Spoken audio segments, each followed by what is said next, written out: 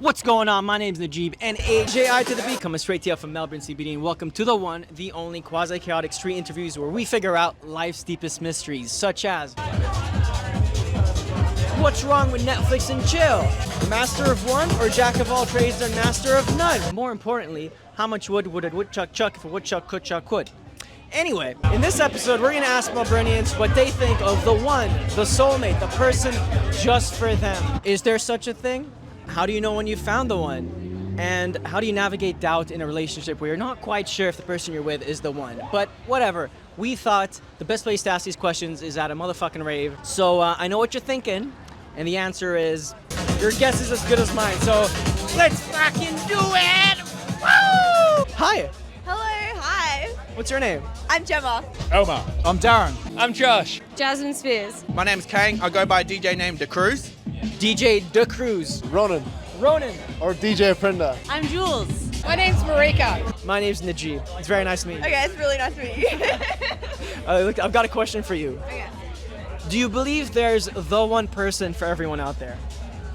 Ooh, I think, yeah, I do think so, yeah. Is it because he sat right there? Should I get the bouncers to remove this man? Get him out of here. I believe there are multiple one throughout your life. You might meet a couple of them, you might not, but you know. Do you believe there's a one person for everyone out there? Absolutely not. Absolutely not. Absolutely not. How many billion people are there in this world? There's probably tens of thousands of people who are very much compatible with you. But what's the chances of finding them? So, yeah. Yeah, 100%. I'm a big believer in love. I think there is, but I think you almost make it who you want that person to be. Right. If that makes sense. Like, I don't think there's necessarily one person out of how many people are we at? Like 8 billion people, 9 billion people. I don't think there's necessarily one person out there that is the person, but I think who you find, like, they can be your person, kind of. I think it's the same idea as searching for God, in a sense.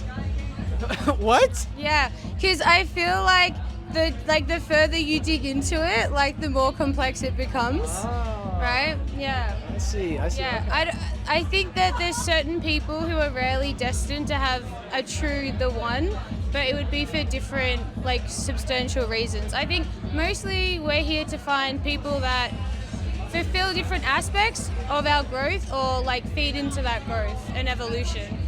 But I think it's amazing if people do find that person, but at the same time, I feel like we grow and evolve so much more in relationships, so it would be difficult for me to be with someone and it'd only be the one. I think I've had plenty of the ones, you know? Yeah, I do believe that, 100%. Probably not, not the one, because how would you ever know that you found that one when there's so many other people out there? I mean, you may find that one for you in that current situation or that current time, but how would you ever know that someone else out there is an even better? But do they hypothetically exist? Yeah, good question. I'll go with yeah. I don't know if there's the one for everyone, but I mean, in this day and age, think of how many different kinds of relationships there are. So there's many ones. There are many ones, Okay. you know? Tricky one. Yeah, it's a tricky one. What a question! That's a thesis, that's not a question. Do they exist? I think you have to look pretty hard and you have to not be so fussy. But they exist. Yeah, I believe so.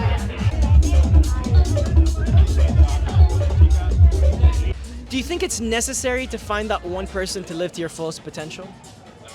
Ooh, I think you can live to your fullest potential as an individual without finding someone. No, I don't think you have to find someone. But is it important though?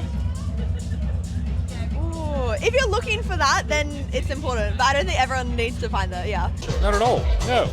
You can do all you want in your life and you can be very content and happy, and I think focusing too much on them can be counterintuitive. Now, see, I kind of think that quite some people, even if you find someone who's very compatible with you, quite often you can have a great 10 years together, and after that 10 years you grow apart and you separate, and that's great. That's totally fine. I have no problem with that. It might not be, it doesn't have to be 10 years, it could be 5 years, but yeah. But is it important to live to your full potential? It's just important to enjoy life, I think, yeah. Okay. I don't think it's necessary, but I think if you have the privilege to be able to find that person, then like your life is just made that much better. But I wouldn't say like you shouldn't put pressure on yourself to be like, I need to find that person. You know, because that person might not even exist. But if you do find that person, then your life is made that much better. Well, because you said that one, you bring that person to be, so they won't exist if you maybe don't believe in it. Yeah, no, that's true. But I think you can almost like make it too much of a big deal in your head if you think, oh, there's only one person out there, you know, and then you will never be able to find that person if you're like so judgmental about everything and trying to fit someone to an idea of what you have of what that person should be. Like this idealized mold that you're trying to fit them to. Exactly, right? like it's not a reality. Yeah, I think this is also a myth. And I think it's fueled by romantic culture and subculture. In the European culture, I feel like it's more open about just having love for the significance of instead of the benefit for, you know? So to open yourself up to that sort of, you know, just organic love, I think is far better than to search for this like overall and encompassing the one and the only one, because then you miss out on the adventure of spending time with other people who might not be the one. Like, and I just feel like all love feels like the one, right? And then you're like, no, that was wrong.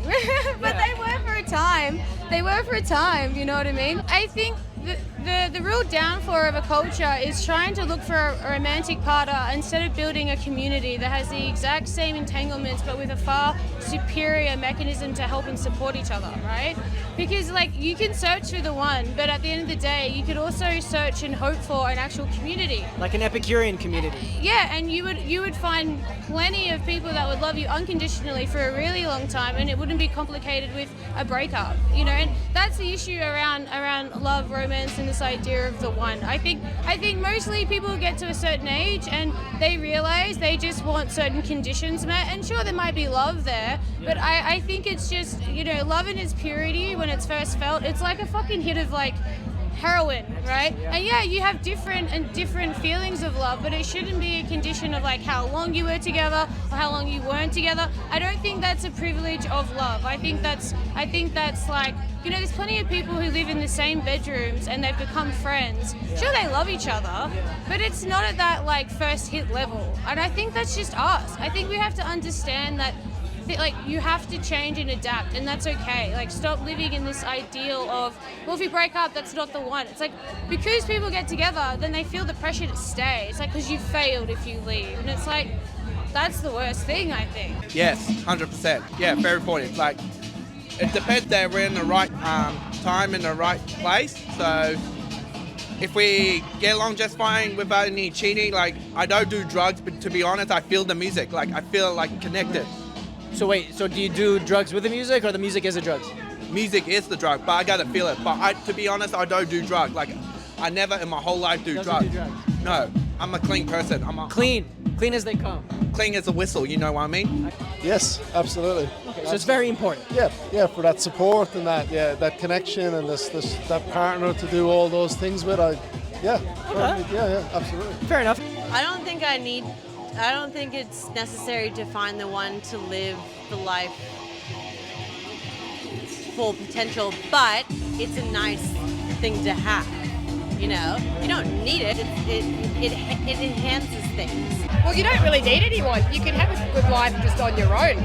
Like as long as you got friends and family and that kind of thing. Like, so it's not that important.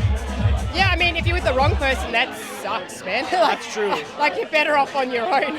That is true. We haven't thought about that yet. Yeah. Have you found the one? Yeah.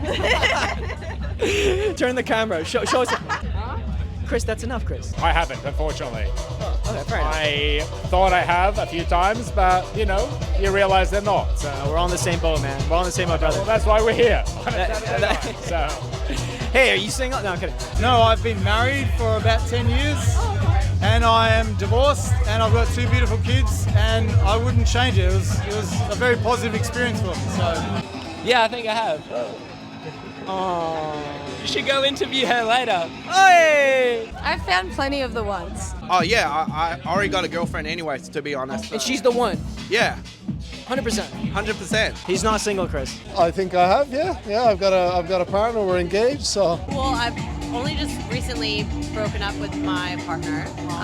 That's totally fine. Best mates, like I came close to that yesterday night, actually. we still love each other. Like we're best friends.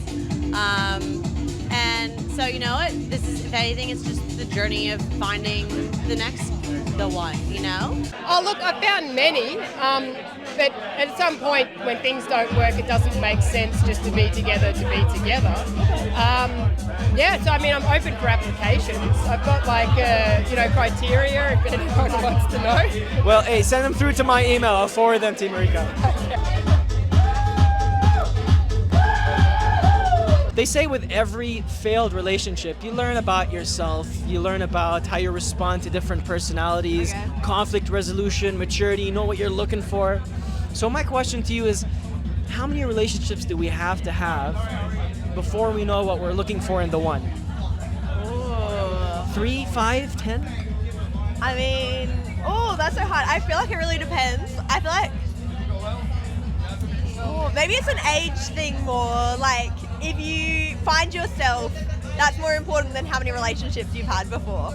But I don't know, at least one. At least you've had to have At least one. Yeah, at least one. I suppose so, but at don't. least one failed relationship. Yeah. I see what you mean. Okay. Oh my god. How long is a piece of string? 2, 3, 5. I'd say depends on what you define as a relationship, because you could have a 5-year relationship that doesn't really change you to the core. You can have a 5-year relationship that's really peaceful and nice, but it doesn't really affect who you are. And you can have a 1-month relationship that really shakes you to the core. So depends on how many of the transformative ones you have. no, everyone's different. So you can't say 3, 4, 5, 10? No, not at all. So it's just random? As long as you're learning every time, yeah. You learn more from longer relationships possibly, but yeah. That's a hard question. 3, 5, 10? Yeah. I don't think you can put a number on it. I think, like, say you had one relationship and, like, you learned so much about yourself and about, like, being in a relationship. You could just have one relationship and that could be it forever. But I mean, if you had like lots of short little relationships and you didn't get to learn that much and develop as a person, then it might take you a lot longer kind of. I don't think it's about a relationships number. I think you have to truly be invested in yourself. You know, if you build a garden, the bees will come. You know, I don't really feel like it's... That's the issue. People are seeking a partner, but they should be seeking inside themselves whatever it is they're missing for that partner. Is it comfort? Is it stability? Like, look at how many arranged marriages like last longer and better. You know, I don't know if it's about dating people and having to go through this like understanding of that makes you. I think it kind of fucks you up more than anything, right? When you think about it, like. If you went through, like, and this is the thing, you have to totally reset going into the new relationship. Like, nothing's ever happened to me. I don't think you're cheating on me. Not at all. Like, I think it's like, you have to kind of rewire your condition for it to be brand new anyway. So, I don't know. Maybe you just get better at spotting dickheads? Maybe. About 3? 3. Yeah. I don't know if there's a specific number, but you've certainly got to go through some stuff to learn a thing or two. Like, give me a rough number. 5. I guess it really just depends on the person that is like on the receiving end of that, you know? Like, depends what you're working with. Can you put a number to that? Okay. We'll just go with 4. 4. That's an interesting number. 4.5. Okay. Oh God, I think that depends per person, really. I mean, do you want to learn the lesson? Have you learnt from the previous one? Do you want to change? Because change is not easy. Change sucks. You know, it's work. I really couldn't put a number on it because I think it depends on so many different things. But I agree that you do need experiences because without experiences, how do you know what works and what doesn't? So you need that comparison. And I guess when you say that number 3 to 5, if you only have 1 or 2, that's not like a broad range of comparison. I guess the more experiences you have, the more you can draw from it and find out about you as a person, your preferences, what you like. They say that we don't really know what we have or what it's worth until we lose it. What are your thoughts on that?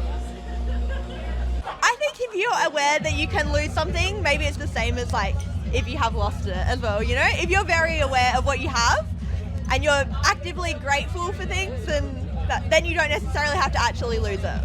Right. How would you know how much what you have is worth unless you actually experience others? Yeah, no, that's true. I guess maybe... Well, I'm only asking these questions because you said there is such a thing as the one. So how do you know what the one is, who the one is? I think it's just a feeling. I think it's just a feeling, and you can just be like, oh, this is the person that you can just see yourself with for the rest of your life, and they make you happy in that way. I think it's bullshit. You think it's bullshit? Yeah. Go on. I think we usually do know what we have. We just think that there's something better out there. Subconsciously.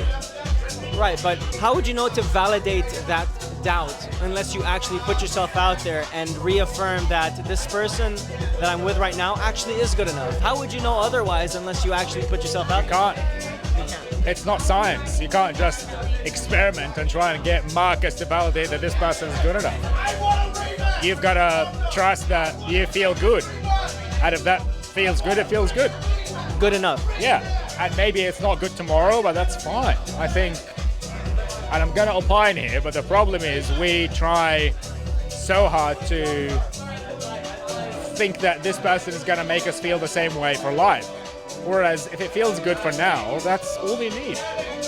Maybe tomorrow they're not going to be good enough and you're just going to move on. And I suppose this ties back to how you feel about there not being the one. Agree. It's true, yeah. Like when you're in a relationship, sometimes the grass seems greener on the other side, and you think, you get out of this, and it's going to be great, and it isn't, and yeah. I think that's a very valid point, but I think it's quite hard. So I was in a relationship earlier on that was like not good, but I'm so grateful that I had that because I actually got to learn a lot and realize that, oh, this isn't good. Like, I don't want to be with this person. And you can appreciate the person that you have now much more because you've had that bad experience. Yeah. But that's not to say, like, I still think people could get together when they're young and that could be your person, you know? But I think there will be, I don't know, yeah, it's a hard question. It is a hard question. It's a very hard question. Yeah, I would say it's a fairly true statement. I've been even in situations with my current partner where we've had, hiccups, and then you're like not as close, and then you realize you miss that person a lot more than when you're like, when everything is cruisy, you don't take as much notice. Yeah. I guess it's that saying, you take it for granted, right? Yeah. Yeah. So do you think it's a necessary step towards finding the one to be in relationships that don't work out? Yeah, I reckon, yeah, because each one you learn something that you put to the next one that makes that a better relationship, I guess. No, I agree with that. Sometimes even taking space, if you're in a relationship and you're questioning certain things, why not just take a break and then reassess? Not really, because everyone I've had a relationship with, it's not like they're an enemy or it's nasty or anything like that. It's just, look, we're not on the same page anymore, or we're wanting different things, or I'm moving to another city. There's always been a reason, and it's like, well, if we're not enjoying the relationship anymore, why is it so important to be together? Like, it's really about the quality that you're spending with that person, or the quality of the time rather than the length of time. So, I see it like jobs. You don't stay in a job for the rest of your life. Maybe some people do, but if you're not happy in the job, you're not staying so you can say, oh wow, I've made it to my 20th job anniversary, how awesome am I? I hate every day of it, but yeah, I've made it to 20 years. But with personal relationships, people feel like they have to stay together. There's like an obligation. But if it's not working and it's not going to work, what's the point? But I mean, that's my opinion. Everyone's obviously different.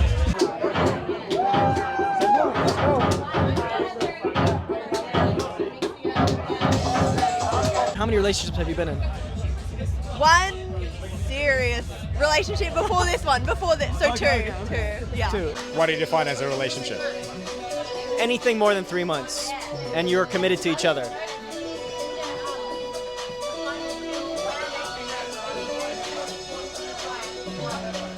He's having a hard time counting. Can he count that high is the question. I want to say about 7. 7. Probably 8 or 9. 8 I'm 44 years old, so Fair enough. I'd say only 2, and I'm in my second. Fuck. Like proper boyfriends? Well, like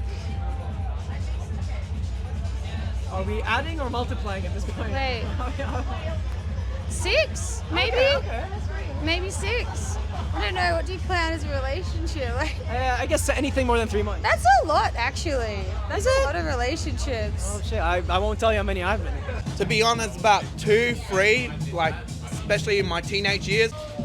This would be my Can you count that high? my 5th. Would you believe? Your I 5th. didn't plan that. Hey, your 5th relationship. Yeah. This has to be the one. Oh, mate. Yeah, this is it. This has to be the one. It must be. Yeah. Okay, well, listen, you're the first person today that said X and they got Y, Yeah, or rather X. Yeah, she's gonna love this interview if she sees it. Listen, if this doesn't work out, you're fucked. 2, actually. There's 4 5-year relationships. 4. Yeah, 4 or 5 years.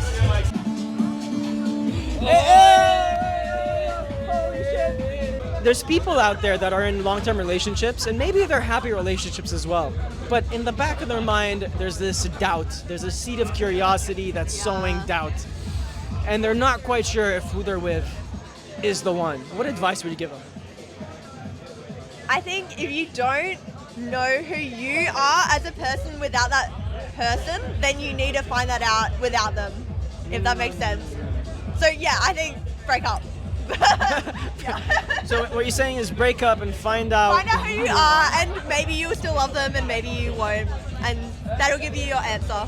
Yeah, I think if there's that doubt, then you need to figure it out. Don't just keep going with it. I think any big problem can just be solved. Like you just take like 10 big deep breaths, and you like close your eyes, and you imagine your future. And if that makes you feel in any way like uncertain, then that's your answer. Like you should be certain.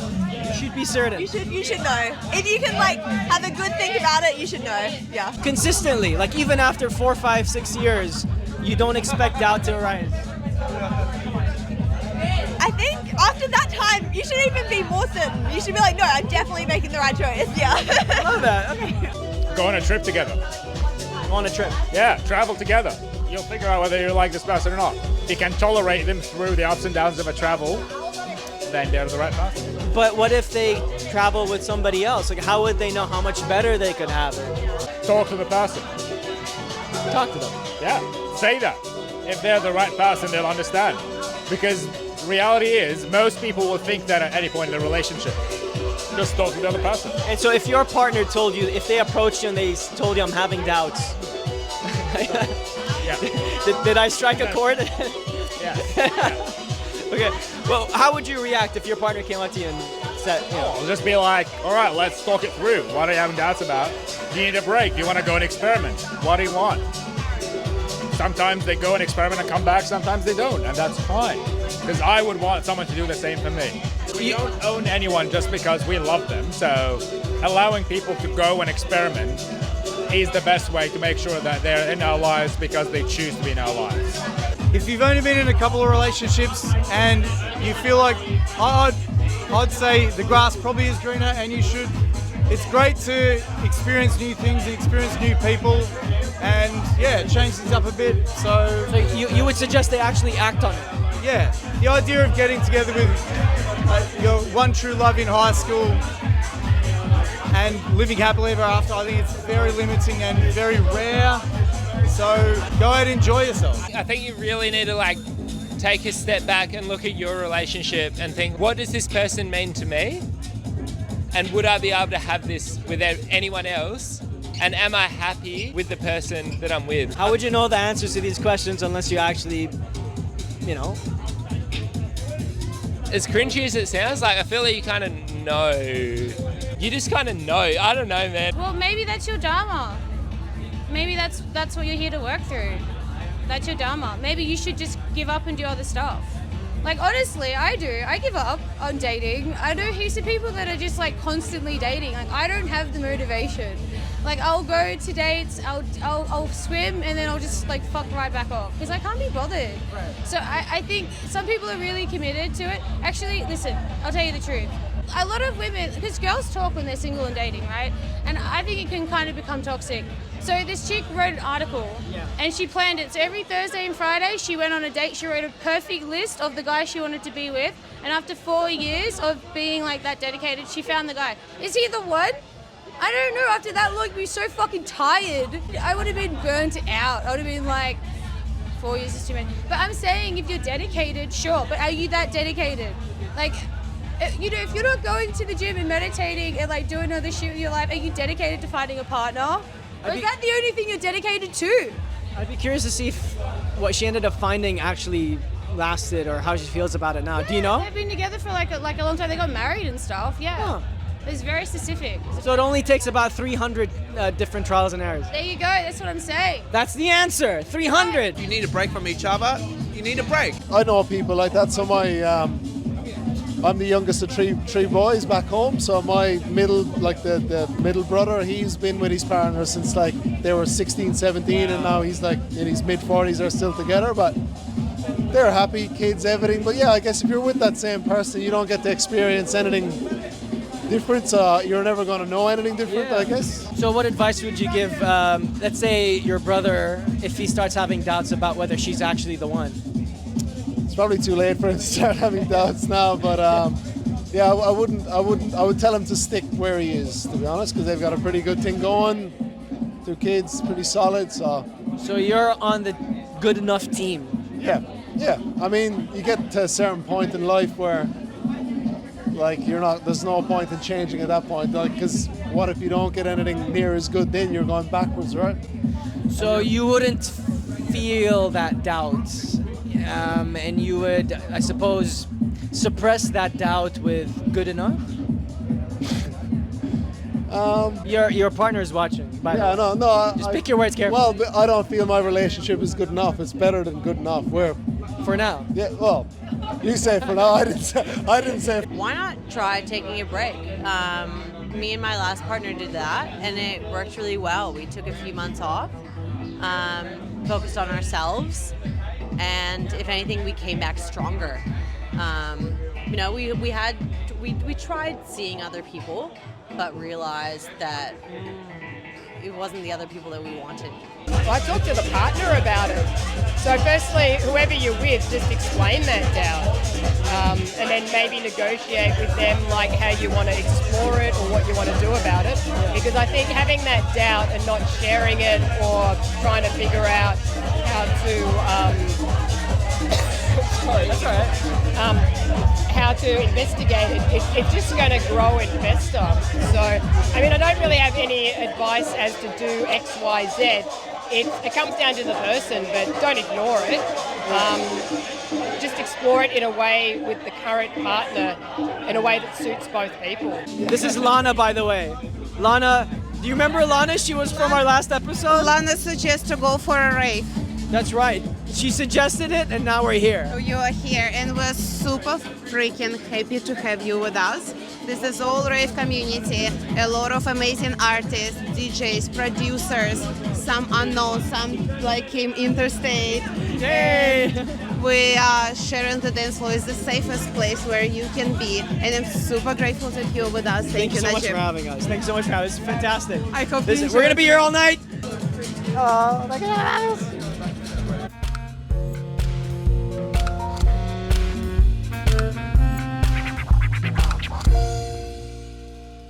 Is there such a thing? That person's looking at me. What's going on, buddy? Depends if they're using you or they're using you for money or sex or etc. Like, hey, listen, you could use me for sex any day of the week. Just saying. Hi. Hey, good. Hey, what'd you say? I said hi. Hi, how are you doing?